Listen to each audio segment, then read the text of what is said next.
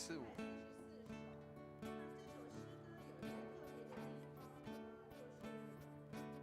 145。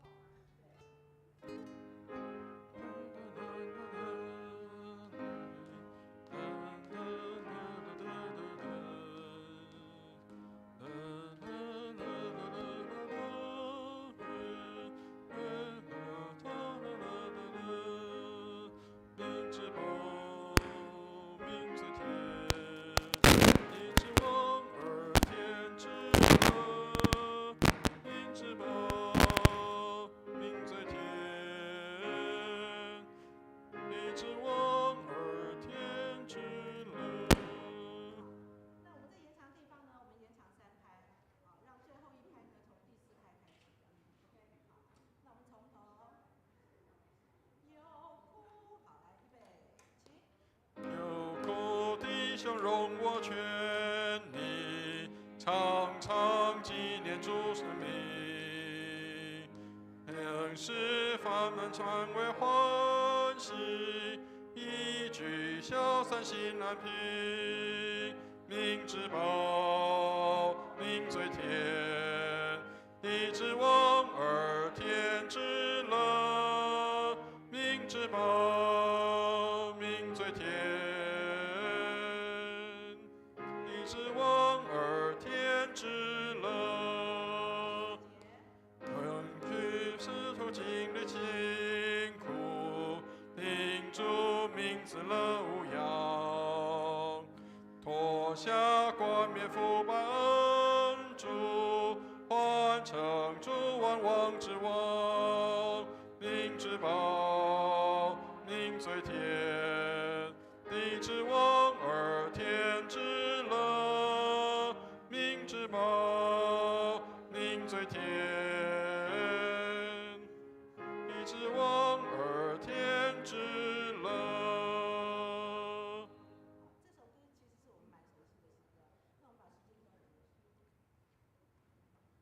弟兄姐妹，我们再过5分钟，我们就要一起来敬拜。愿上帝祝福我们，让我们预备好自己来朝见主，让我们一起带着欢喜快乐的心，也带着敬畏的心，来到主的面前。让我们来到圣洁的主面前，我们能够成为圣洁，合乎主所喜悦的样式。我们一起来祷告。慈悲爱我们的天父，感谢你赏赐我们丰盛的恩典，让我们能够来到主日当中，在这里一起来与弟兄姐妹敬拜你。愿你恩待我们，让我们在这里所献上的祭，用感谢和赞美为祭献给你，也愿你悦纳我们在你面前的献祭跟敬拜。祝福我们在一切所行的路上、所行的事上，按照你的话，照你的心意而行。谢谢你垂听我们的祷告，祝福今天所有崇拜当中我们用到的这些的器械设备，我们所有的人员的安排，还有我们在各样的这些的程序上都能够顺利的完成。圣灵让我们开始，圣灵也在我们当中运行，圣灵也在我们当中结束的时候，也让我们领受祝福跟恩典回到家中。谢谢你垂听我们的祷告，愿荣耀归给主，奉耶稣基督的圣名，弟兄姐妹，让我们预备心来参加今天早上的崇拜。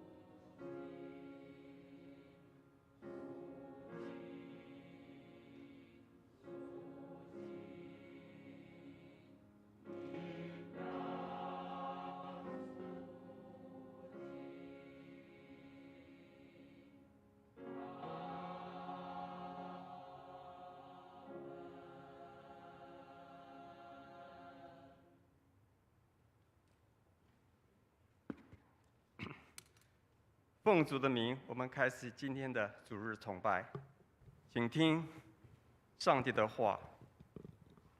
我又看见且听见宝座与活物并长老的周围有许多天使的声音，他们的数目有千千万万，大声说：曾被杀的羔羊是配得权柄、丰富、智慧、能力、尊贵、荣耀、颂赞。我又听见在天上、地上、地底下、沧海里和天地间一切所有被造之物，都说：但愿颂赞、尊贵、荣耀、权势，都归给做宝座和羔羊，直到永永远远。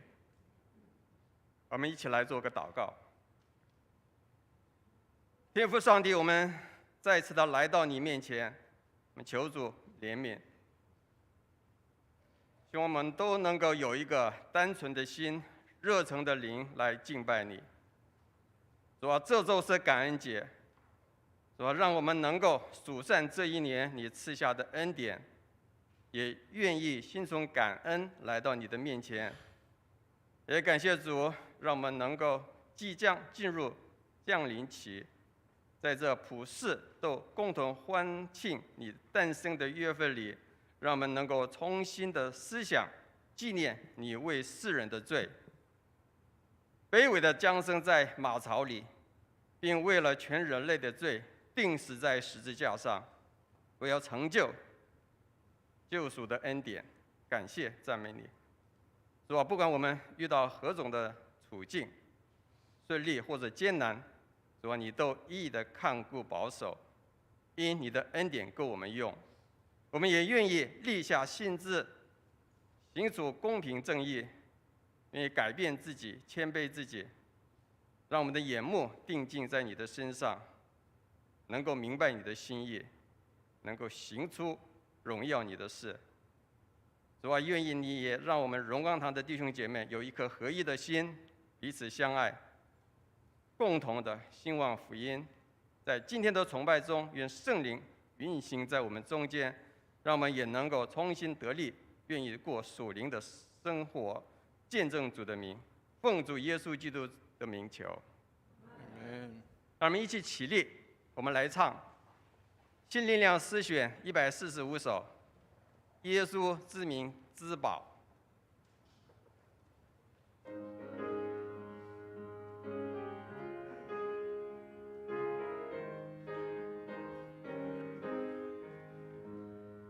有苦弟兄容我劝你，常常纪念耶稣名，能使他们转为欢喜，一举消散心安平。民之宝，民最甜，地之王而天之乐，民之宝，民最甜，地之王而天之乐，处处纪念耶稣生命，当为盾牌的魔剑，有火环绕身处陷阱，靠主生命生死恋，民之宝，民最甜，地之王而天之乐，民之宝，民最甜，地之王而天之乐。耶稣名字馨香宝贵，我已听见你欢腾。但愿人人得其恩惠，同我称颂主生命。民之宝，民最甜，地之王而天之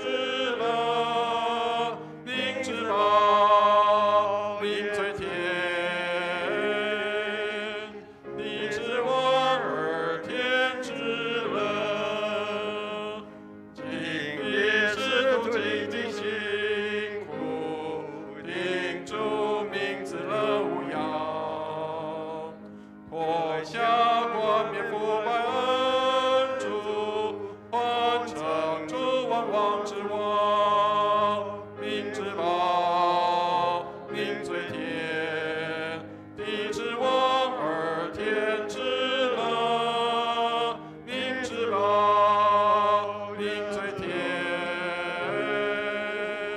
地之王而天之乐。让我们仍然站立，我们用《使徒信经》来宣告我们的信仰。请，我信上帝全能的父，创造天地的主。我信我主耶稣基督，上帝的独生子，因圣灵感孕，由童贞女玛利亚所生，在本丢彼拉多手下受难，被钉于十字架，受死，埋葬，降在阴间。第3天从死人中复活，升天，坐在全能父上帝的右边，将来必从那里降临，审判活人死人。我信圣灵，我信圣而公之教会，我信圣徒相通，我信罪得赦免，我信身体的复活，我信永生。阿们。荣耀颂。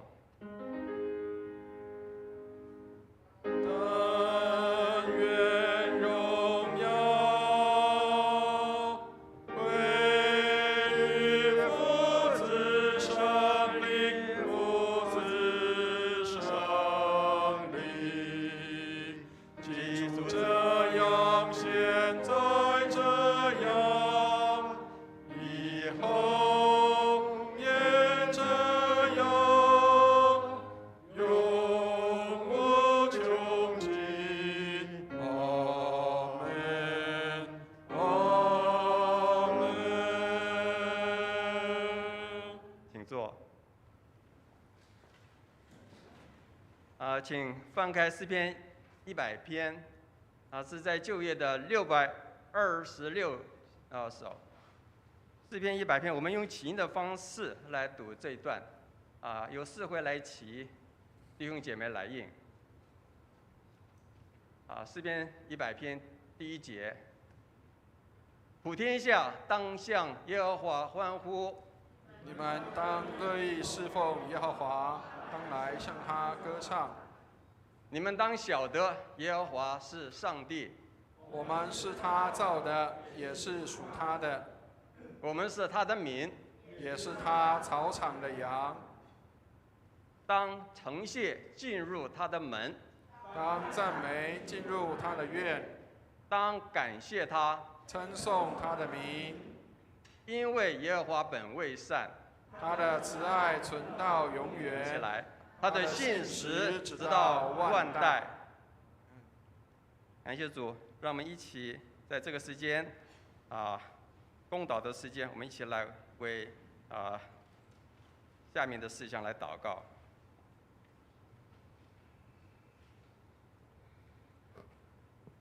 天父上帝，我们感谢你。我们这个时候要为着神的国度、我们的宗派、我们的肢体、我们的国家来向你祷告，求主你纪念。主啊，我们要为着西非国家立陶宛、布吉拉法索祷告，布吉拉法索祷告，愿基督的信仰能够进入他们的生活中，使他的国家百姓能够认识基督的信仰，得到救恩。我们献上祷告。主，我们也为着卫理公会南部的教区安平卫理堂献上祷告，为着主任牧师彭美玲祷告，求主祝福他们在当地所有的服事，奉献充足，教会在当地使更多的人悔改信主，以及所有的传道同工身心健康，服事有力。我们为此祷告。所以我们也为着2024年总统以及立委的选举来祷告，求上帝拣选合适的知行还有立法者来赐福台湾人民。主啊，我们也求神帮助政府的相关部门对产业、能源、环保以及公共安全做出适切的规划、监督以及落实，为这些祷告。主啊，我们也为着世界的时局动乱、战争的国家，求主赐怜悯，特别保护无辜的百姓，和平能够临到这些地区，来止息战乱。我们为此祷告。主啊，这一切祷告是奉主耶稣基督名求的。我们一起来用主祷文结束。等等，天上的父，愿人都尊你的名为圣，愿你的国降临，愿你的旨意行在地上，如同行在天上。我们日用的饮食，今日赐给我们，免我们的债，如同我们免了人的债，不叫我们遇见试探，救我们脱离凶恶。因为国度、权柄、荣耀，全是你的，直到永远。阿门。接下来是经课，我们要请华语弟兄来为我们读希解书，还有以弗所书。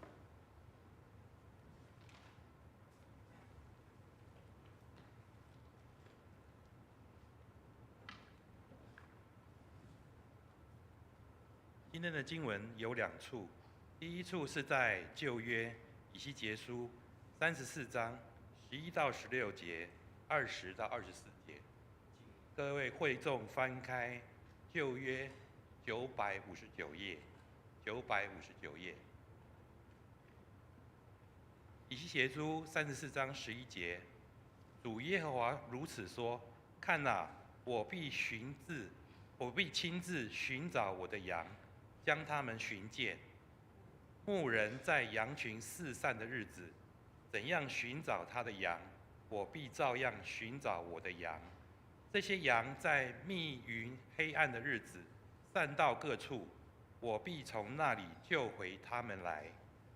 我必从万民中领出他们，从各国内聚集他们，引导他们归回故土，也必在以色列山上一切溪水旁边，境内一切可居之处牧养他们。我必在美好的草场牧养他们，他们的圈必在以色列高处的山上，他们必在佳美之圈中躺卧，也在以色列山肥美的草场吃草。主耶和华说：我必亲自做我羊的牧人，使他们得以躺卧。失丧的我必寻找，被逐的我必领回，受伤的我必缠裹，有病的我必医治，只是肥的壮的我必除灭，也要秉公牧养他们。第20节，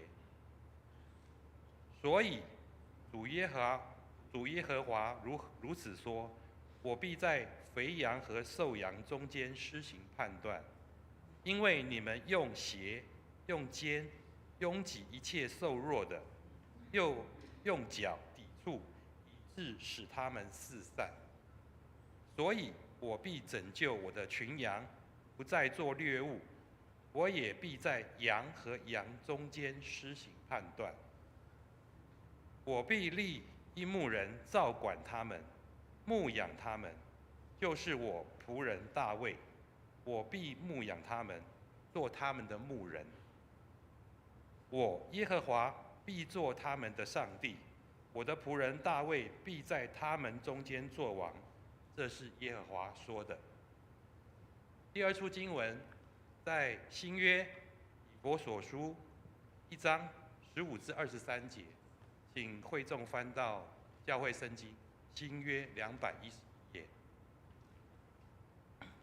第15节，因此我既听见你们信从主耶稣，亲爱众圣徒，就为你们不住地感谢上帝。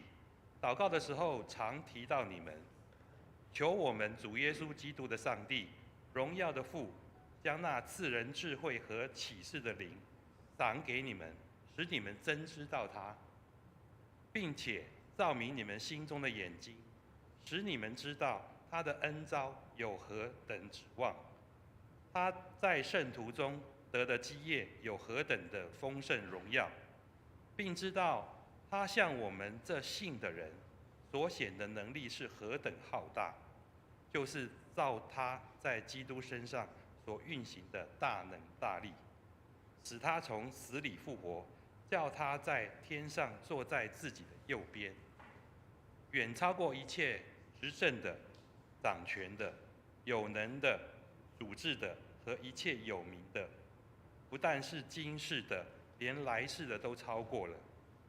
又将万有伏在他的脚下，使他为教会做万有之首。教会是他的身体，那是充满万有者所充满的。以上是今天的经课。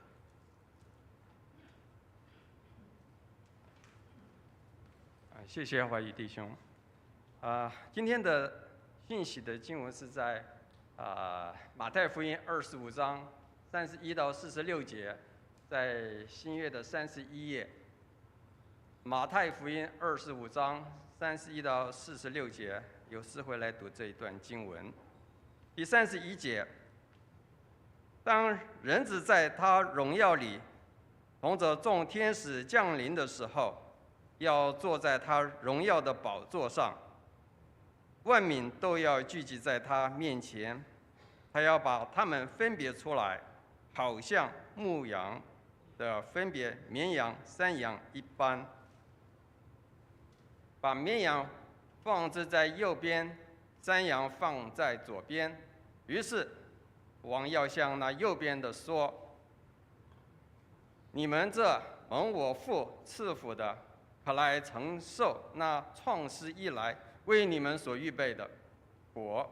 因为我饿了，你们给我吃；渴了，你们给我喝；我做客旅，你们留我住；我赤身肉体，你们给我穿；我病了，你们看顾我；我在街里，你们来看我。”一人就回答说：“主啊，我们什么时候见你饿了，给你吃；渴了，给你喝？什么时候见你做客旅，留你住，或者赤身肉体的，给你穿？又什么时候见你病了，或者在街里来看你呢？”王要回答说：“我实在告诉你们，这些事你们既坐在我这弟兄中一个最小的身上，就是坐在我身上。”王又要向那左边的说：“你们这被咒诅的人，离开我，进入那为魔鬼和他的使者所预备的永火里去。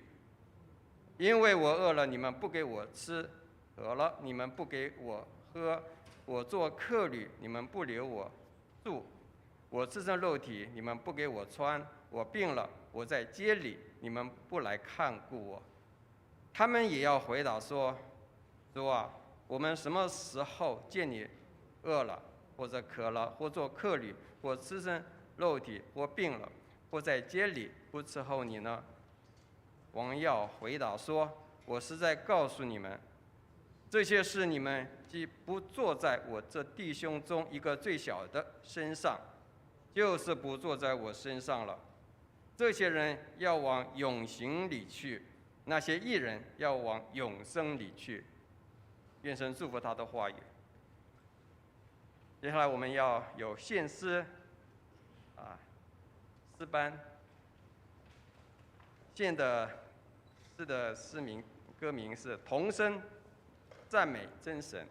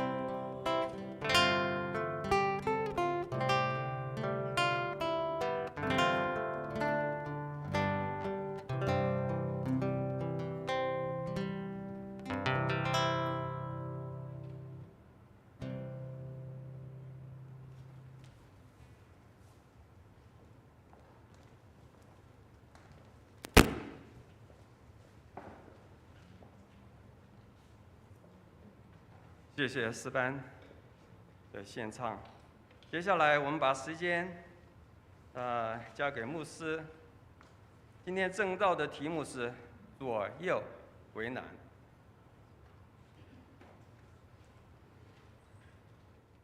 弟兄姐妹平安，感谢主，让我们可以在这里一起来敬拜上帝。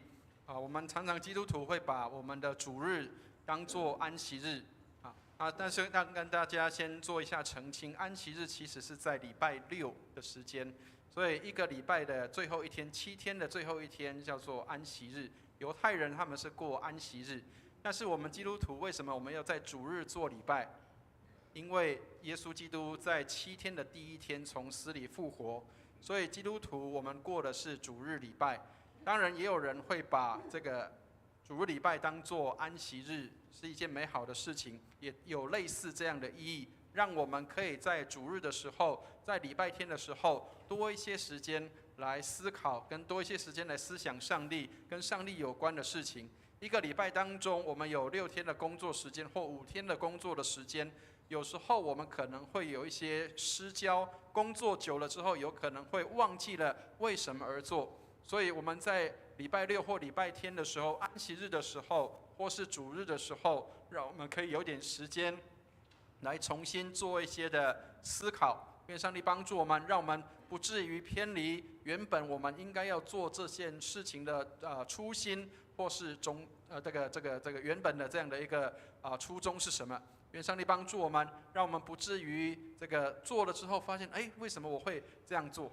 跟大家讲一个笑话，就是各位知道这个在今年是我们的卫理会70周年，那各位知道总会其实有发了一颗印章。那颗印章有点类似像我们如果去这个旅游的时候，旅游章盖那个旅游章。那时候在今年年初的时候，我们这个牧者们收到这个不是旅游章，这个印章的时候，这个总会给我们一个规定说，这个要大家在70周年的那个叫做本子，然后到各个堂会去盖章。跟大家讲一下哈，搞不好总会现在都忘记有这件事情了。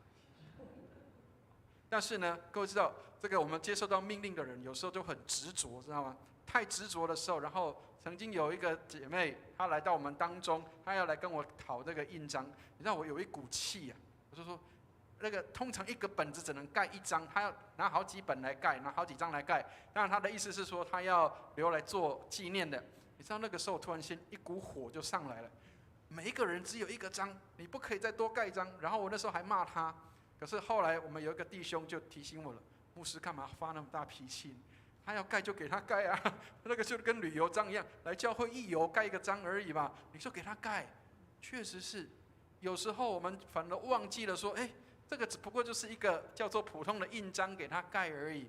所以亲爱的弟兄姐妹，有时候我们可能执着一些事情，忘记说我们本来这个用意是要给人家来做一个来教会来旅游的时候如果你到这个荣光堂来旅游的时候，给你盖一个章，表示一个纪念，而不是一个多重要的一个章。然而，亲爱的弟兄姐妹，求主帮助我们，让我们能够有智慧、聪明，知道在每一件事情上面应该怎么样来行。求主帮助我们，让我们能够安静心到主的面前来。一个礼拜有1天的时间，有安静的时刻来思想上帝的话。所以诗篇第1篇里面提到说，唯喜爱耶和华的律法，昼夜思想，这人便为有福。愿上帝帮助我们，让我们都能够成为有福的人。至少我们在一个礼拜忙完之后，能够有1天是让我们可以思想耶和华律法的时刻。愿你上帝帮助我们，我们一起拿取圣经，我们一起来用这个祷文，我们一起来祷告，我们一起念，请。这是我的圣经，他说我是谁，我就是谁；他说我拥有就拥有，他说我可以就可以。今天神的话要来教导我，我诚心悔改，我心里警醒，我灵谦卑受教，我就不再一样。奉主耶稣基督的圣名，阿们。我们常常说爱心需要做得更加的细致请大家看一下这个是我最近看到有一张照片，让我心里相当的感动好，各位知道这一张照片是什么东西，知道吗？电梯上面有没有看到有一个红色的胶布贴的地方？有没有？好，然后你知道旁边还贴了一句话，他说：“请大家不要把那一张红色的胶布撕掉，因为有一个阿嬷要搭电梯，她看不到，所以她只能看得到颜色。那张的布条，那张红色的布条是让她可以按得到这个楼层，让她可以回家的时候方便。所以，亲爱的弟兄姐妹，我不晓得我们在付出爱心的时候，我们的那个就是细致度到什么样的程度？也许很多人说，这个电梯很方便啊，很好搭，自己可以搭。但是我们有没有考虑到，有一些人他真的叫做眼睛看不到，所以这个不晓得是一个小朋友或者是谁写的哈，但是他至少他在电梯上面贴了一个红色的胶布，要让看不到的人可以看得见。所以，亲爱的弟兄姐妹，上帝帮助我们。我们说我们是基督徒，是有爱心的。我们有没有在我们的爱心上面能够来做美好的见证？各位知道，台语知道爱的这个台语怎么讲，知道吗？听，对，在他讲的意思是对的。爱的台语是听，不是爱哈，爱只是爱，比较像是一个欲望的感觉。听那个才是一个叫无私的意思。各位知道？听又有什么意思？知道吗？痛，要有痛，你才会知道爱是什么。好，所以我今天早上在台语堂的时候，我用的标题是什么？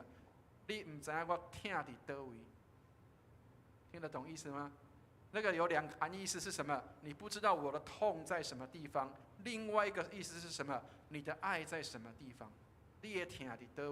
你的爱在什么地方？上帝帮助我们，让我们能够对人有爱的时候，要知道我们的爱怎么样去做好的表达。愿上帝帮助我们。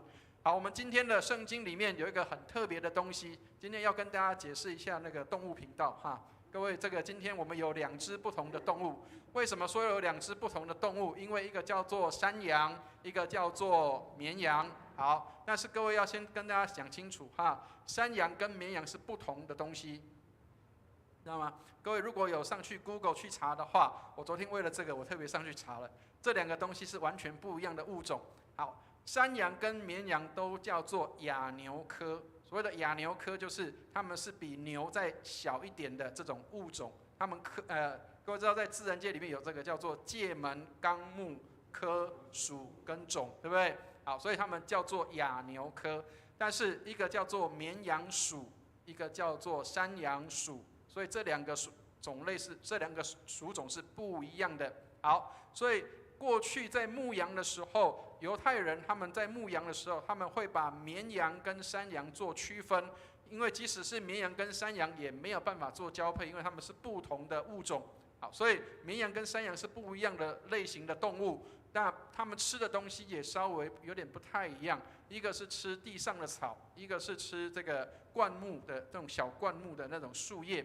所以基本上2者都不太一样，但是2者都可以提供一些这个牧羊人或者是提供人类一些的东西，包括肉或者是羊奶或者是毛皮这些东西，这2种都可以提供跟供给。但是在以价值上来说，牧羊人通常会比较喜欢这个绵羊，因为绵羊的价值会比山羊要高，而且绵羊的价值会比山羊要好，它提供的这些的这个物质会比这个会比山羊要更多。山羊通常是比较不听话的，山羊通常是比较会到处乱跑的，所以牧羊人在牧养这2种群羊的时候，他们会有不同的对待的方式。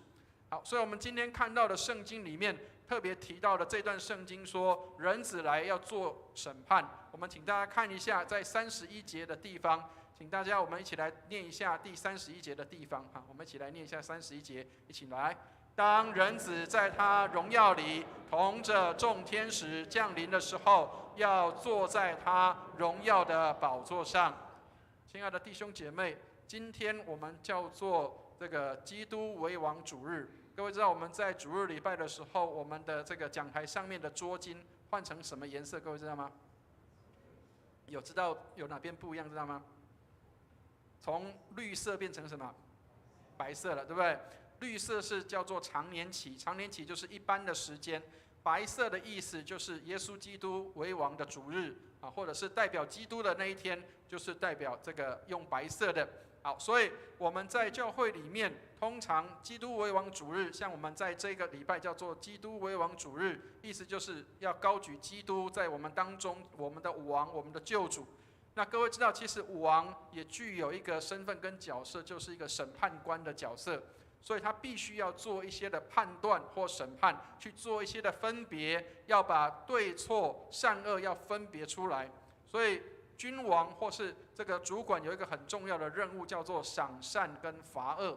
所以各位知道，我们在我们的这个使徒信经里面有一段话提到什么，知道吗？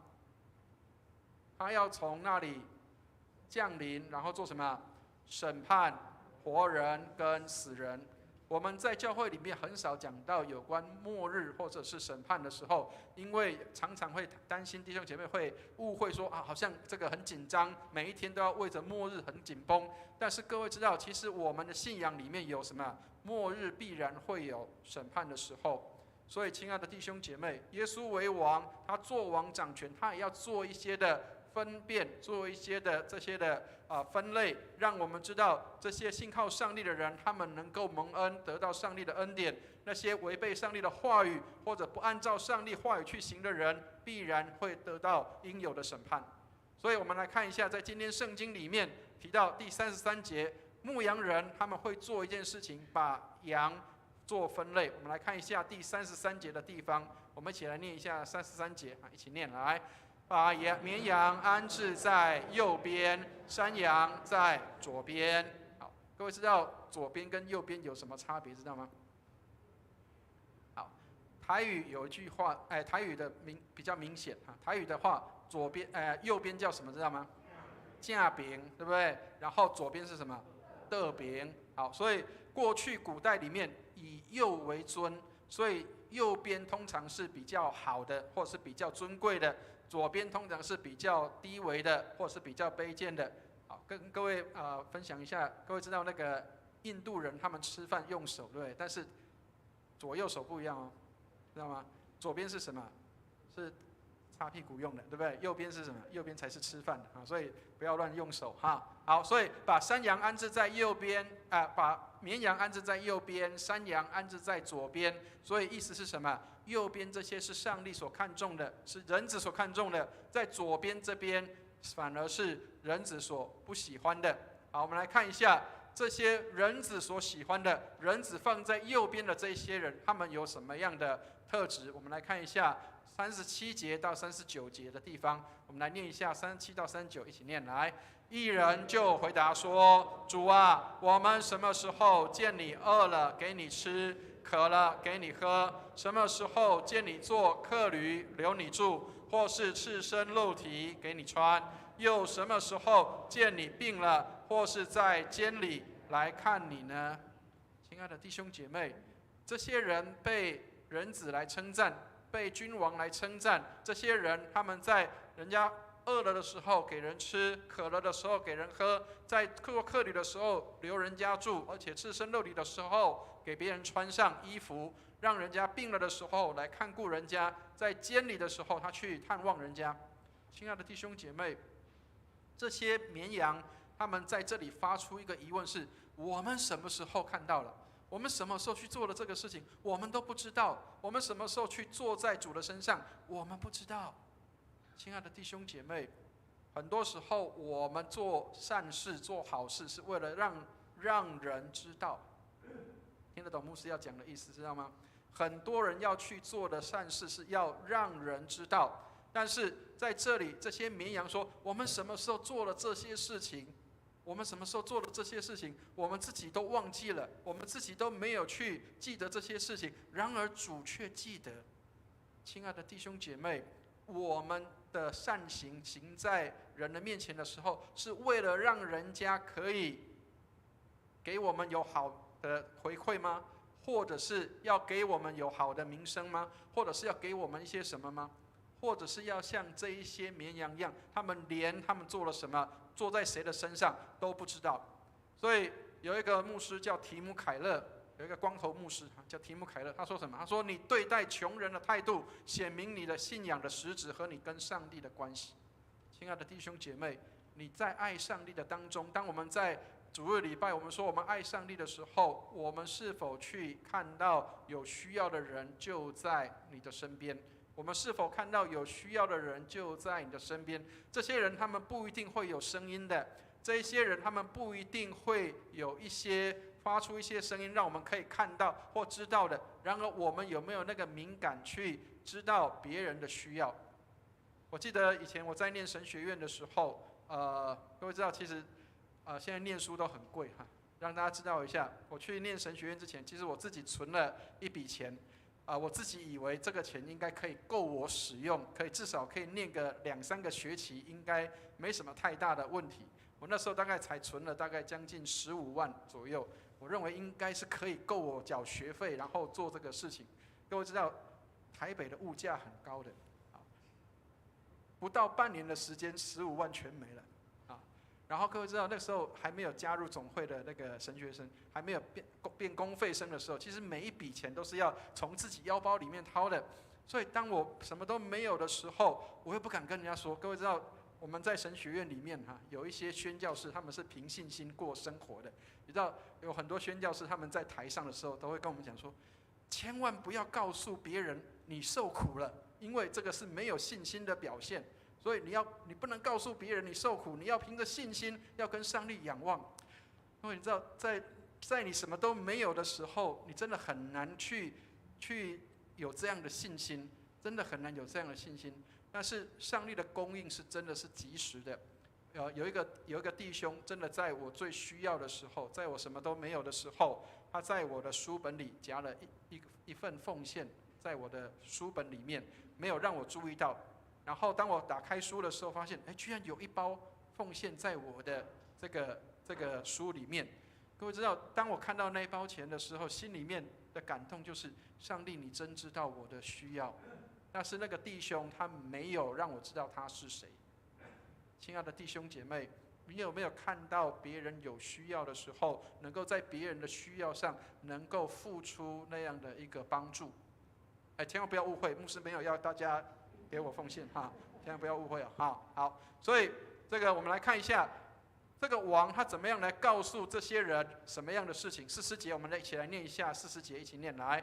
王要回答说：“我实在告诉你们，这些事你们既做在我这弟兄中最小的身上，就是做在我身上了。”亲爱的弟兄姐妹，这些绵羊，这些人，他们不知道他们做了什么，我们到底做了什么？我们也没看到耶稣你饿了，也没看到你渴了，也没有看到你没衣服穿，也没有看到你生病，也没有看到你在监里。到底我们做了什么？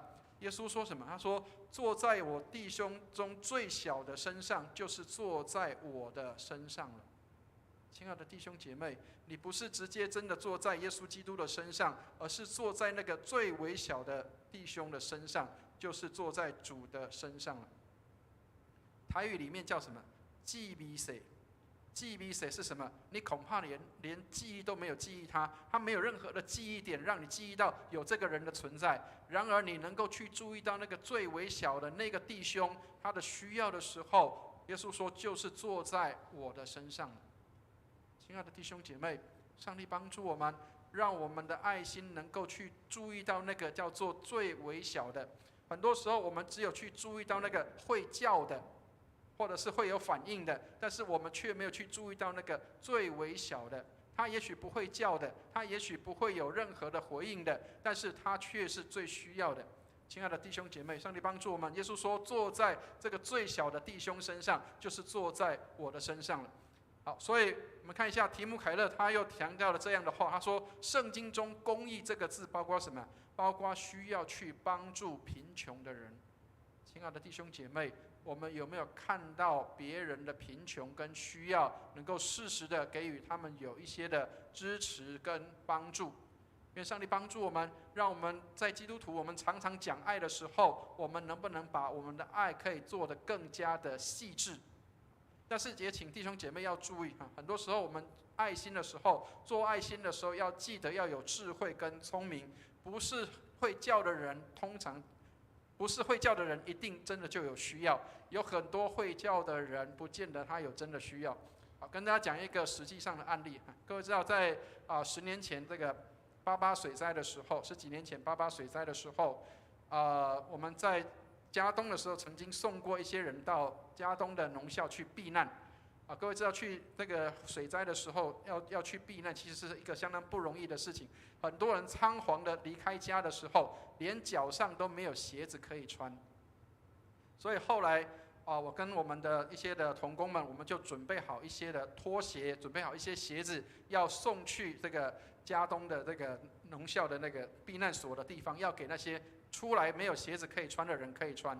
结果后来各位知道有一个阿伯啊，他其实脚上已经有鞋子，而且他有假脚拖的。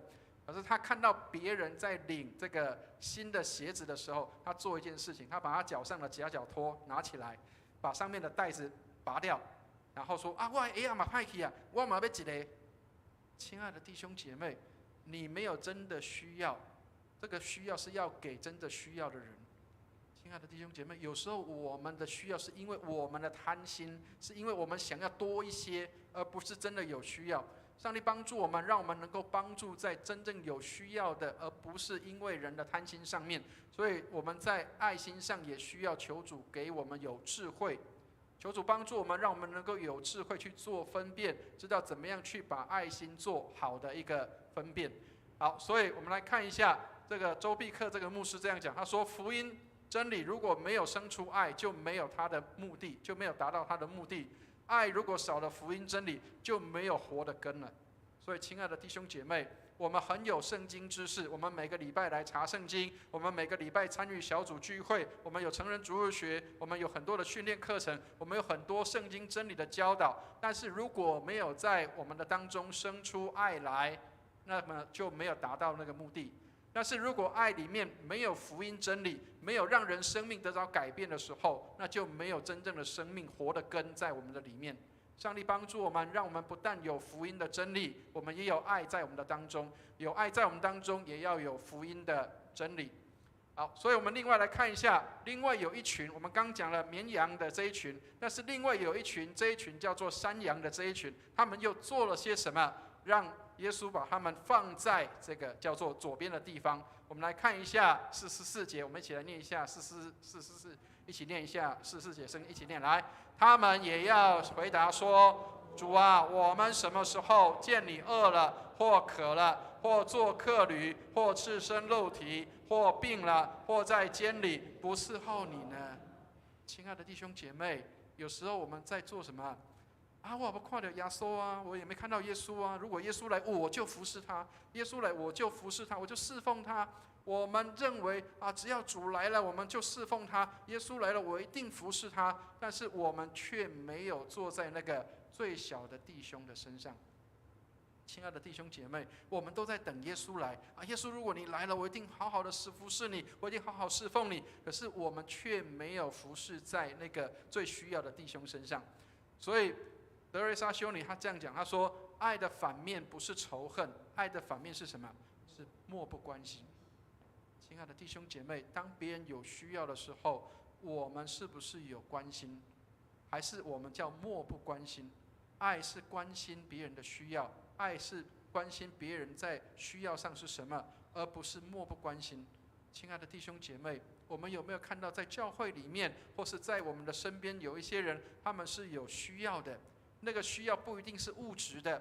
牧师要先跟大家讲一下，就是很多人以为说我只有在物质上可以关心人，事实上我们有很多东西是可以去帮助人、关心人，我们有很多的行为是可以帮助人、关心人，我们有很多的方法跟方式是可以关心人的，而不是漠不关心的。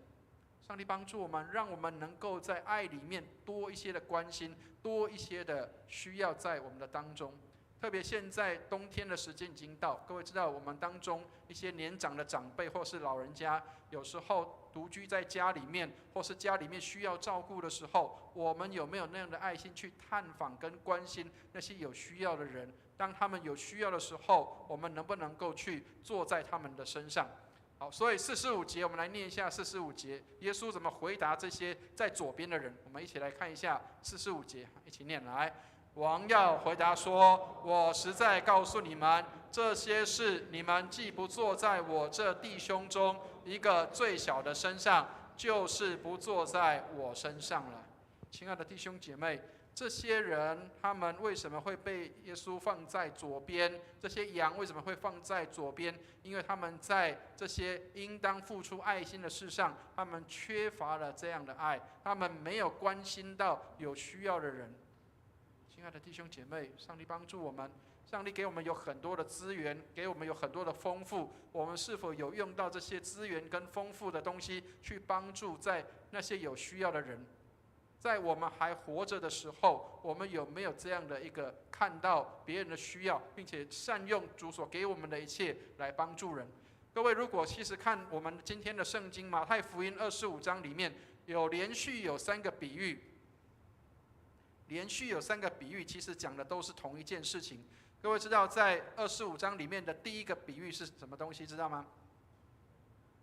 有10个童女，对不对？10个童女有5个是聪明的，5个是愚拙的。好，所以这里也讲到什么？当新郎来的时候，当末世要来的时候，当主来的日子来的时候，这5个人他们是怎么表现？另外5个人是什么表现的？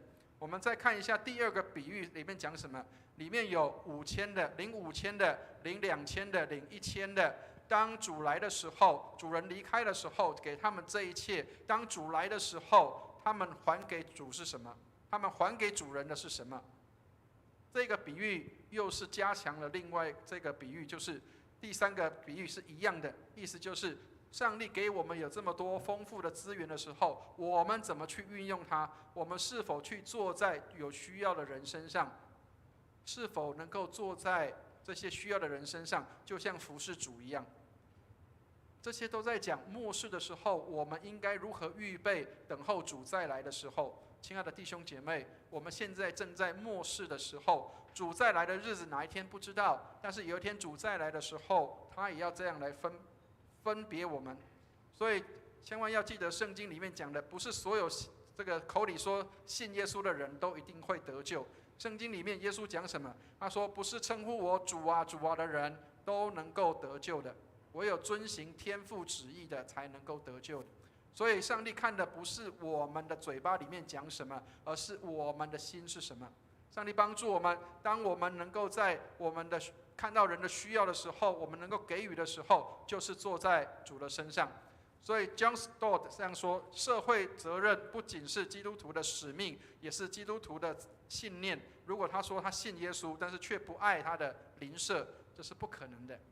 亲爱的弟兄姐妹，上帝帮助我们，邻舍也许有可爱的，也有不可爱的，但是上帝帮助我们，我们能够爱邻舍，能够来对邻舍好，没有去伤害别人，这是我们应该要有的这样的社会责任，也是我们的信念。所以圣经里面有一句话，现在被近思语拿去用了，请大家要记得这句话是圣经的话。所以如果你身边有这些没有信主的人，他是慈济的人，他如果拿这句话讲的时候，请你要记得告诉他这是圣经里面的话啊。我们来看一下使徒行传20章35节，我们一起来念一下使徒行传20章35节，一起念来。扶助软弱的人，又当纪念主耶稣的话说，施比受更为有福。施比受更为有福。亲爱的弟兄姐妹，各位知道没有信主的人，他们把这句话当作圭臬，当作哇这句话太美了，好美。可是他们不晓得这个话居然是从圣经里面来的。而我们每一天读圣经，我们有没有看到这句话是上帝要对我们说的话？求主帮助我们，让我们能够纪念软弱的，纪念这个需要帮助的人，能够施比受更为有福。好，所以我们今天的圣经给我们几个提醒。第一个，信主之人所行的是将来要受公义的审判的，所以千万弟兄姐妹一定要记得，我们将来要受审判的。这些审判就是我们是否有按照主的话去行的。耶稣呼召我们所有的人都跟他建立关系，同样的也呼召我们跟其他的人建立关系。我们有没有看到别人有需要的时候，我们能够有爱心，而不是漠不关心的？所以没有爱心的真理是不存在的。如果我们有真理，但是我们却没有爱心，这样的真理是虚假的。求主帮助我们，让我们能够在寻求真理的当中，同时我们也有爱心在这里面。第二个，信主之人所行的是用怜悯来对待人，我们能够常用怜悯来对人，而不是用严厉的眼光来对待别人。所以不可忘记行善和帮补别人的事情。基督徒也讲行善，但是我们的行善不是要去赢得主的这个叫做得救，而是我们因为得救了，所以我们能够行出善好的事情来帮助人，不可忘记行善跟帮补别人。所以怜悯人的行为是从对上帝的爱来的，而且也是从上帝的爱来的。求主帮助我们，当我们觉得需要跟缺乏的时候，让我们被主的爱来充满，以至于我们能够去爱别人。所以一有机会就向众人来行善，一有这些的机会，不要塞住自己的爱心，要向众人来行善。但是我们要求主给我们有一颗时常火热的心，愿意能够去爱别人，而不是只是3分钟的热度。曾经我参加过一次这个社工的一个研习会的时候，这些年轻的社工他们在那里呼喊很多口号，我们要爱人，我们要去关心需要的人，我们要把社会资源用在需要的地方，这些口号都很好。然后后来我就跟他们提醒了一件事情，我说：请问你们的热情可以撑多久？你们的热情可以撑多久？我常常讲说，很多时候我们给别人馒头，但是别人还我们的不是馒头，有时候可能是什么？是石头。求主帮助我们，当别人还我们石头的时候，我们是不是仍然能够继续的有爱在这当中？愿上帝帮助我们，让我们的爱不是因为被这个别人的回应而浇熄了，让我们的爱能够持续不断的。那个要持续不断，除非有大的爱在我们的里面，有上帝大大的爱在我们的里面，我们才能够去给予那些爱。愿上帝帮助我们，没有爱是付不出爱的。求主给我们有满满的爱在我们的当中。第三个，信主之人的善行是从上帝的爱来的。所以当我们需要去服侍，但是缺乏爱的时候，求主加添爱在我们的里面。这世界有真正的爱存在，因为那爱不是从人来的，爱是从上帝来的。愿上帝帮助我们，我们如果觉得缺乏跟需要的时候，要跟上帝支取爱在我们的生命里面。所以为了主的缘故，多走1里路。有时候我们的服事，很多时候总是会觉得疲惫或软弱的时候，为了主的缘故，与别人多走1里路。所以当别人有需要的时候，要求我们的时候，我们能够与他再多走那个1里路。愿上帝帮助我们，让我们能够与人同行的时候，有更多的爱在我们的当中。所以行善不是为了要让人家看到我们的好行为，然后称赞我们，或者是让人家这个看到我们的好行为，好像让人家觉得说哇，这个是一个好人。行善是让人看到耶稣在我们的里面活。愿上帝帮助我们，人看见我们是看见耶稣在我们的里面，能够有爱心，是耶稣的爱在我们的里面。当我们能够爱别人的时候，就是耶稣基督在我们的里面，好让我们能够去爱别人。所以最后跟大家勉励的话就是，约翰卫斯理说，1盎司的爱胜过1磅的知识。1盎司其实是很小的，各位有吃过那个冰淇淋知道吗？有吃过那个很有名的冰淇淋有没有？那个一小个，那个叫1盎司，1盎司其实不多，对不对？好，但是1磅是什么？1磅是比较大的分量。但是这里说，约翰卫斯理说什么？1盎司的爱胜过1磅的知识。1盎司的爱胜过1磅的知识。1磅是很多的，1盎司也许一点点，但是如果你能够行出爱来，那么会比1磅的知识要更加的美好。愿上帝帮助我们，让我们能够在付出爱的时候，能够有智慧聪明，并且不塞住我们的爱心，能够来帮助有需要的人，在我们的身边当中看到有需要的人，当我们坐在他的身上，就是坐在主的身上。愿上帝帮助我们，我们一起来祷告。慈悲怜悯的天父，我们感谢你，给我们在岁末年终的时候，让我们有机会能够再次提醒我们自己，能够在我们的善行上显出基督的荣耀。愿你帮助我们，让我们在付出爱的时候，能够有上帝的爱在我们的里面充满，以至于我们能够爱人没有虚假。也愿你帮助我们，让我们有智慧聪明来分辨，做好的辨别，带领我们，让我们能够成为像绵羊这样的一群，能够坐在最微小的身上，也是坐在主的身上。谢谢主垂听我们的祷告，愿荣耀归给主，奉耶稣基督的圣名。谢谢牧师的分享但愿我们都能够真的是把它行出来，把爱行出来，而且是行在那些有需要的人身上。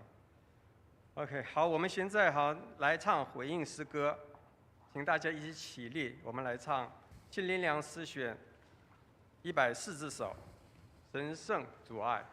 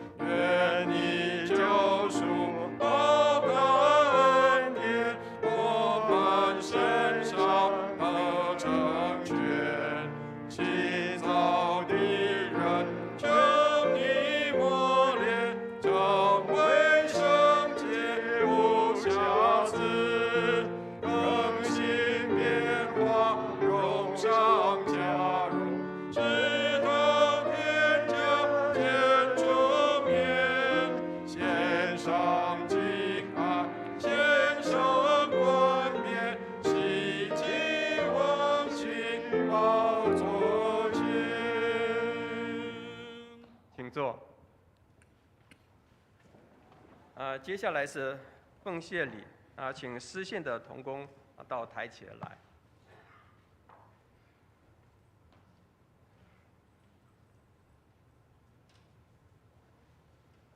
让我们一起来做一个奉献祷告。天父上帝，我们谢谢你，你让我们有丰富，让我们无所缺，主啊，我们实在是感谢你。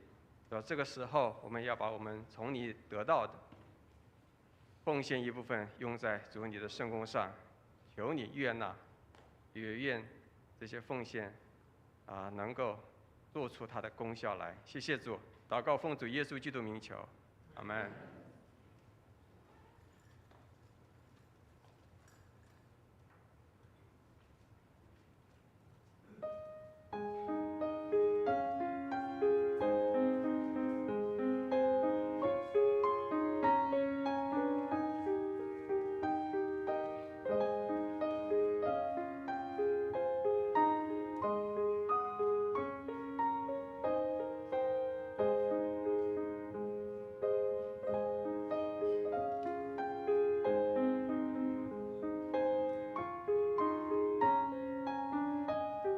请大家起立，我们一起来唱《向主献成歌》。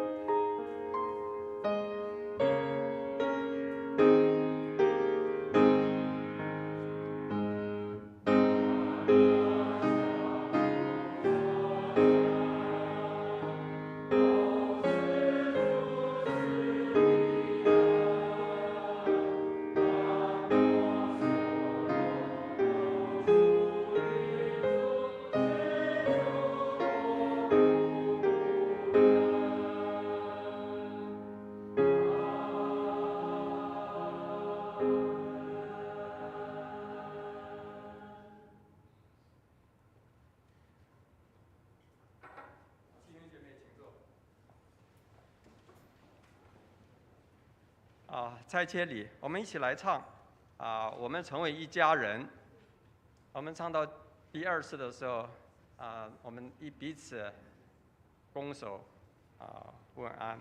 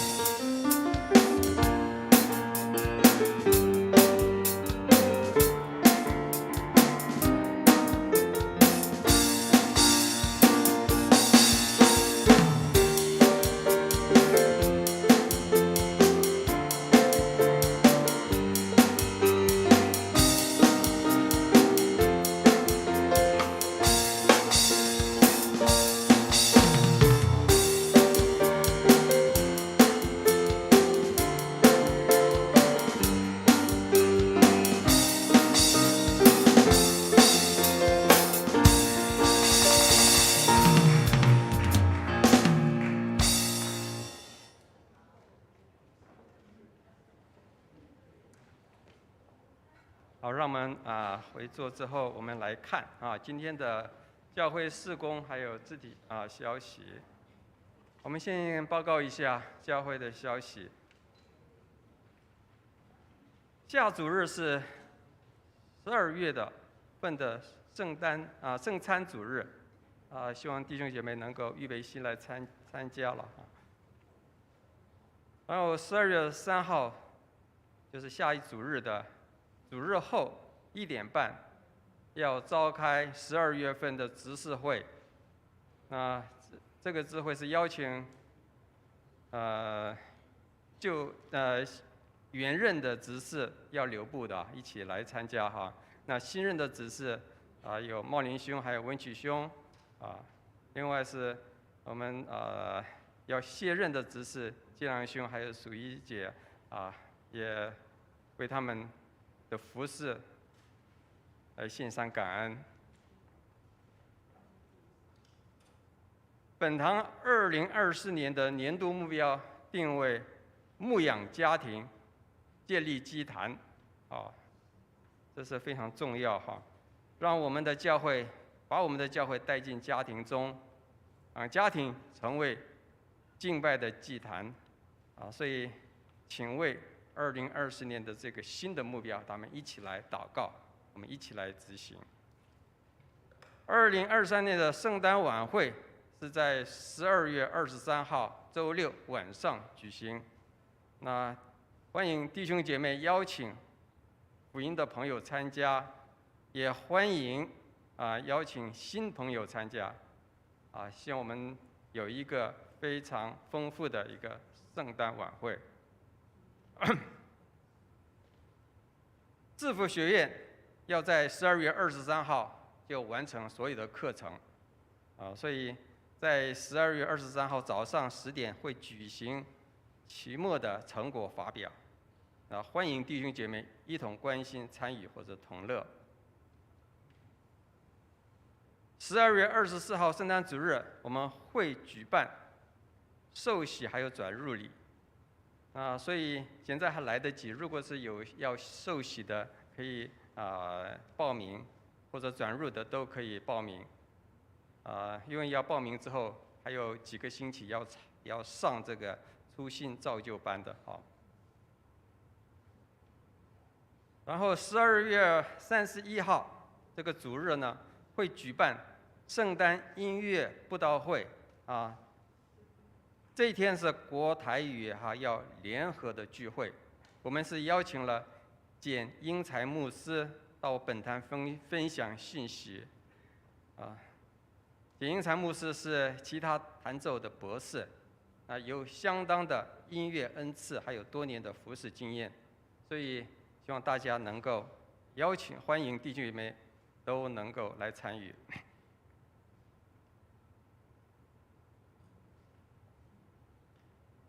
好，我们另外就是教会要迎接圣诞的节气我想布置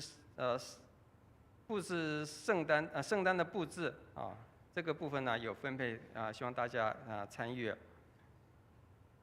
另外在第10项，教育部门，我们的教育部门鼓励会友要在本季规划读经进度，要快速的读经新约圣经一遍。截止日期是12月20号，因为只有新约实际上从现在决定的话也来得及的如果是希望大家能够参与然后在圣诞节的主日会有颁奖以致鼓励顺便提一下，城主呢也是要在这一天呢也会有一个就是结业颁奖的典礼，同时在这一天一起来举行的。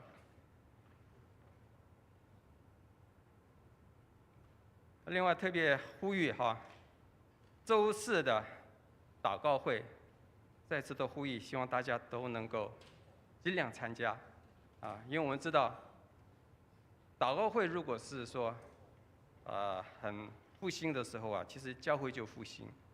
那我们现在希望是能够多参与祷告，这是对教会的复兴绝对有帮助的。另外是今天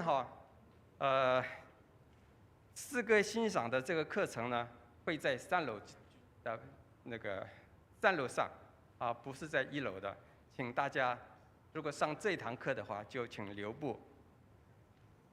牧师还有没有？弟兄姐妹，牧师这边有几件事情跟大家做一点补充我们相当不舍我们的那个一文牧师的妈妈在昨天离开世界，回到主那里去所以我们请大家也关心我们的牧家的家庭。那我们也会在这个要来的这个礼拜6会有这个告别式所以请大家能够来关心这个事项。那最近有很多长辈都相继的离开，那我们也关心这些独居或者是没有儿女照顾的这些的长辈们，我们也关心他们包括我们当中有许多的弟兄姐妹也需要弟兄姐妹来多一些的关心跟一些的关爱所以让我们不会漠不关心，我们能够关心我们当中的长辈关心我们当中的一些的弟兄姐妹的需要为他们更多的祷告跟实质上的一个服事好，那我们在我们的12月23号的晚上，我们会有一个圣诞晚会。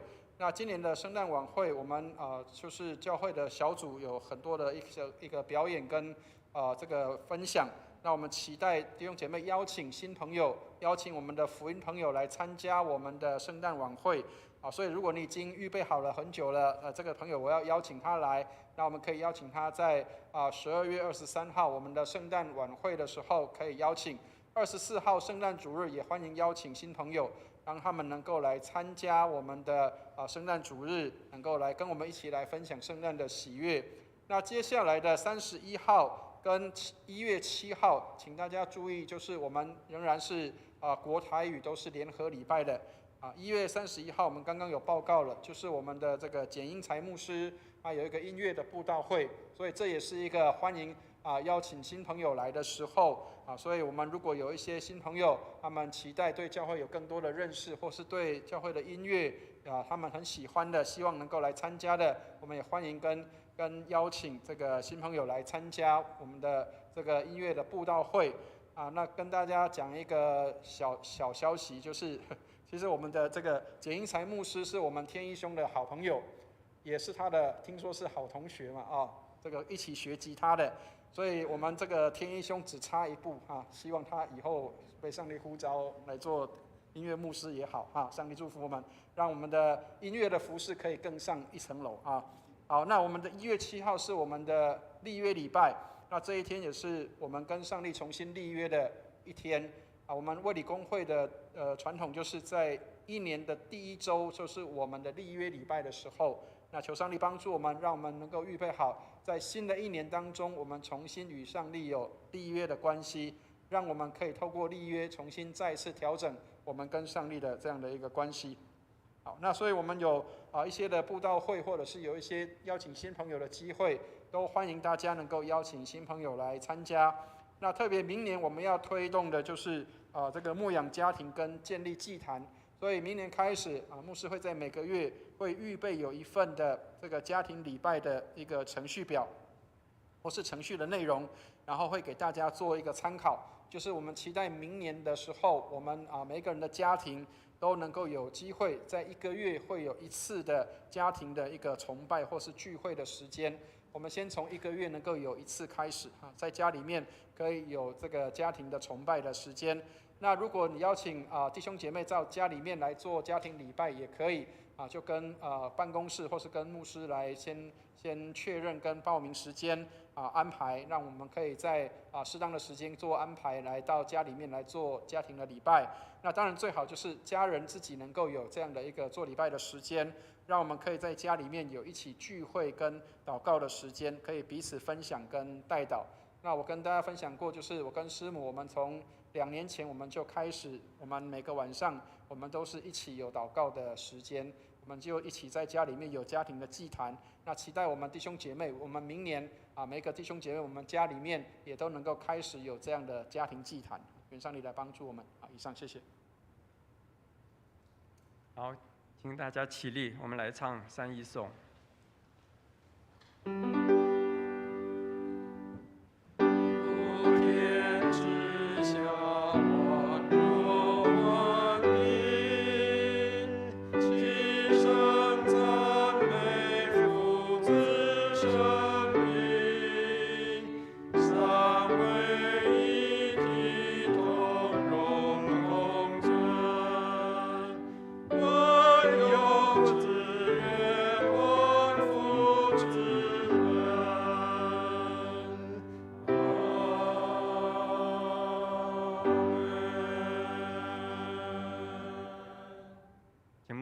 祝福弟兄姐妹，我们一起来领受上帝的祝福。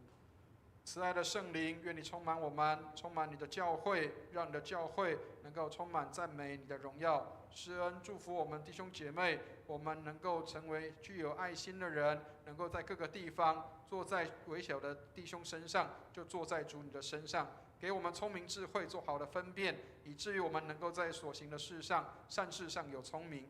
愿我主耶稣基督的恩惠、天父上帝的慈爱、圣灵的感动与交通，常与我们众人同在，从今时直到永永远远。阿们。阿门颂。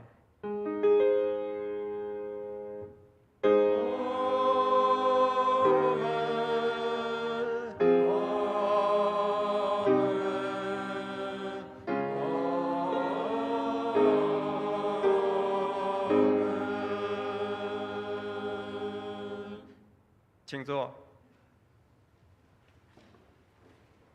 请订阅。在订阅中，请为今天的肢体消息还有教会的事工来代祷。如果是有病痛忧伤的弟兄姐妹，欢迎来电，或者是今天也可以来到台前，牧师为你们祷告。